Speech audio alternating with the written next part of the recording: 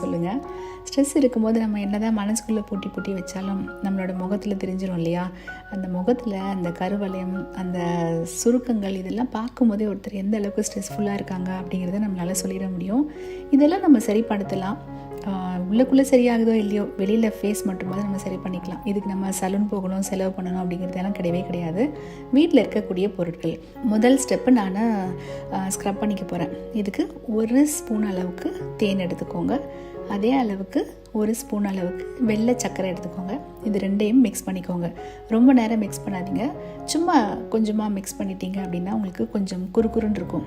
அதை நீங்கள் ஃபேஸில் அப்ளை பண்ணி ஒரு 2-3 நிமிஷம் மசாஜ் பண்ணிங்க அப்படின்னா ஒரு நல்ல ஒரு ஸ்க்ரப் பண்ண மாதிரி ஒரு எஃபெக்ட் உங்களுக்கு இருக்கும்.